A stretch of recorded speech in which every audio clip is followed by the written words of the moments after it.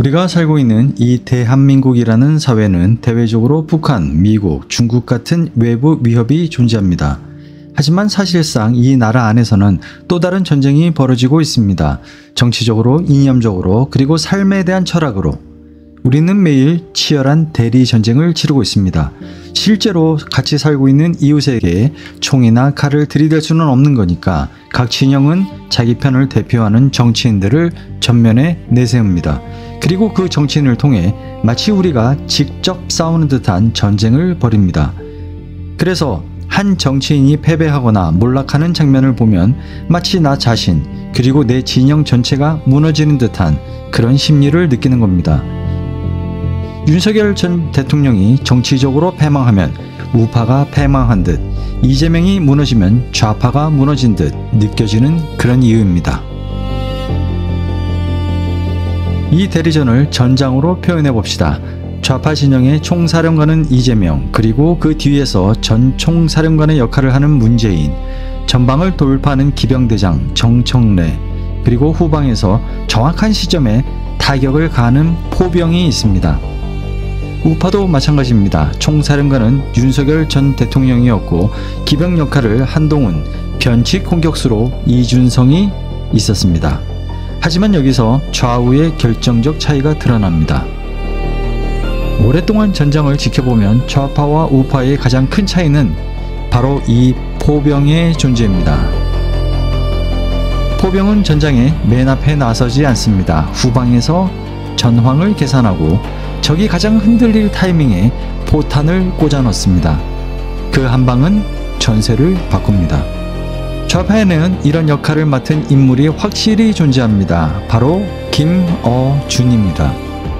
오늘 영상은 이 김어준이라는 포병이 어떤 사람이고 왜 제도권 밖에 머무는지를 이야기하려 합니다. 김어준은 원래 딴지일보 총수였습니다. B급 문화를 인터넷에서 퍼뜨리고 파격적인 상품을 판매하는 말 그대로 재미있는 괴짜 이미지였습니다. 하지만 그가 점차적으로 정치, 사회 이슈로 영역을 넓히면서 좌파 진영의 강력한 프레임메이커로 변신했습니다. 그는 정치인은 아니지만 팬덤과 영향력 면에서 웬만한 국회의원을 능가합니다. 마음만 먹으면 당장 당선이 가능할 정도죠. 그럼에도 불구하고 그는 제도권 안에 들어가지 않습니다. 민주당은 겉으로 보면 하나의 덩어리지만 내부를 들여다보면 친명, 친문, 중도, 실용파 등 계파가 나눠져 있습니다. 김어준이 그 제도 안에 들어가면 특정 계파의 사람으로 묶여버리게 됩니다. 그러면 다른 계파와의 거리가 생기죠. 하지만 바깥에 있으면 모든 계파가 필요할 때 찾아옵니다. 그는 야인으로 남으면서 모든 계파를 조율할 수 있는 후방 포병 역할을 수행합니다. 이게 그가 제도권 밖에 머무는 가장 큰 이유입니다.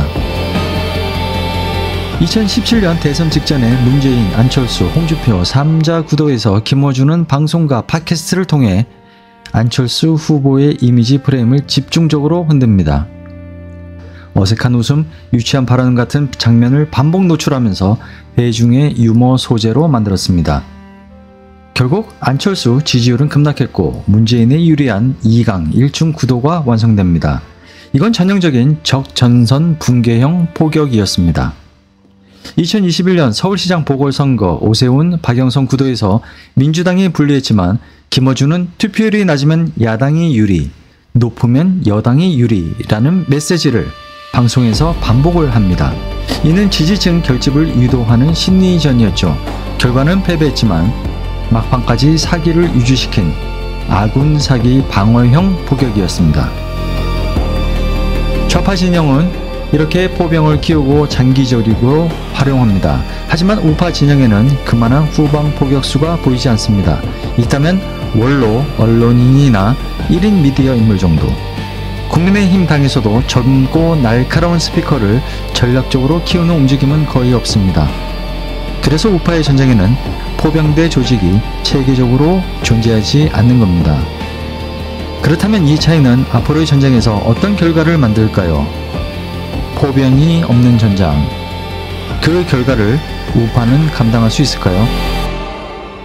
다음 영상에서는 우파가 왜 포병을 못 키우는가, 그리고 좌파 포병 조직의 훈련, 운영 방식을 더 깊이 해부해 보겠습니다. 전장의 판도를 바꾸는 힘이 어디서 나오는지 그 실체를 직접 보여드리겠습니다.